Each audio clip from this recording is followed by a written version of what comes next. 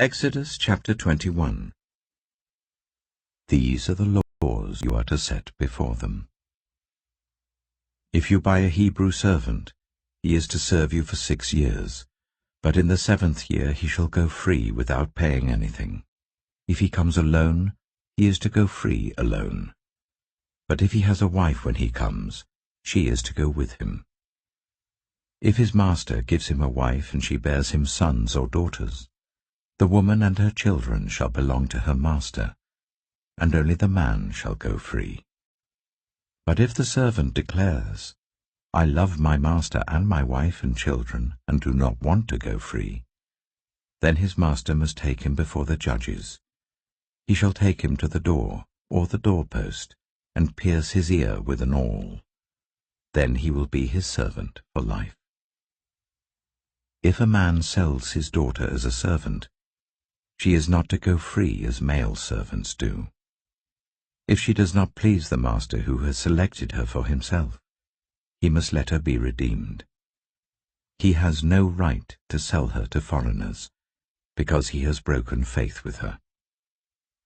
If he selects her for his son, he must grant her the rights of a daughter. If he marries another woman, he must not deprive the first one of her food, clothing, and marital rights. If he does not provide her with these 3 things, she is to go free without any payment of money. Anyone who strikes a person with a fatal blow is to be put to death. However, if it is not done intentionally, but God lets it happen, they are to flee to a place I will designate. But if anyone schemes and kills someone deliberately, that person is to be taken from my altar and put to death. Anyone who attacks their father or mother is to be put to death. Anyone who kidnaps someone is to be put to death, whether the victim has been sold or is still in the kidnapper's possession. Anyone who curses their father or mother is to be put to death.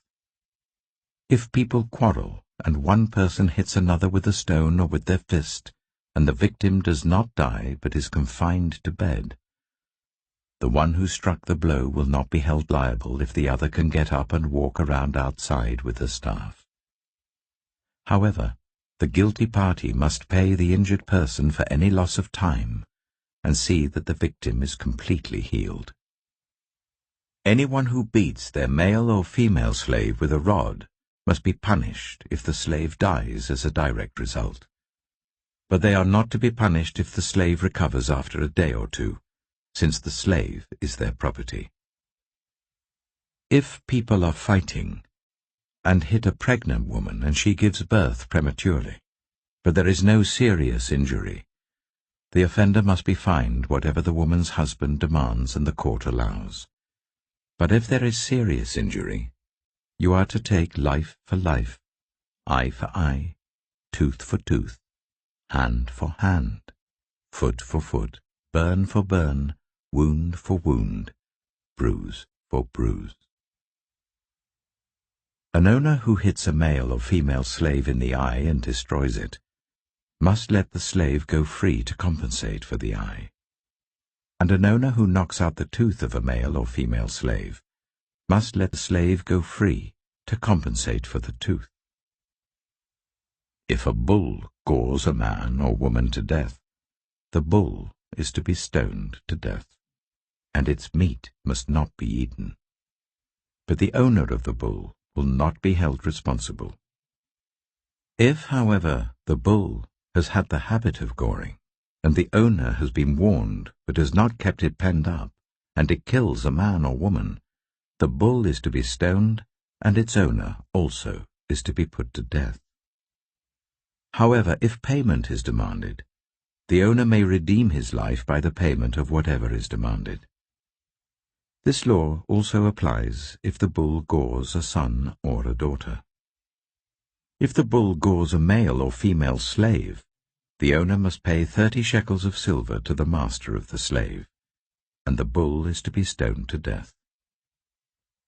If anyone uncovers a pit or digs one and fails to cover it, and an ox or donkey falls into it, the one who opened the pit must pay the owner for the loss and take the dead animal in exchange.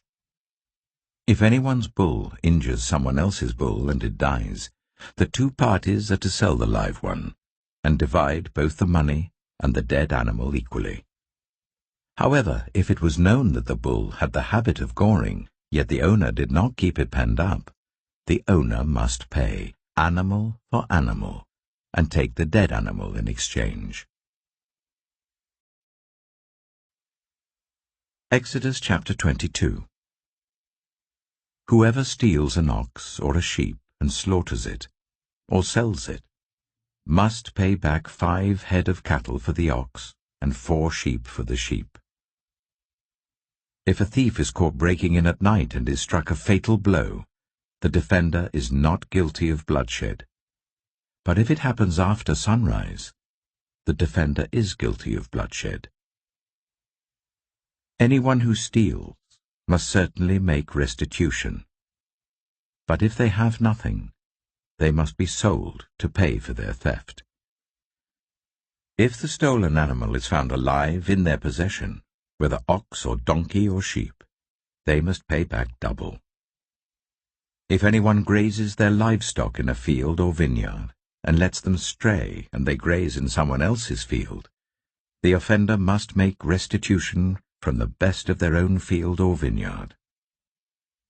If a fire breaks out and spreads into thorn bushes, so that it burns sheaves of corn or standing corn or the whole field, the one who started the fire must make restitution.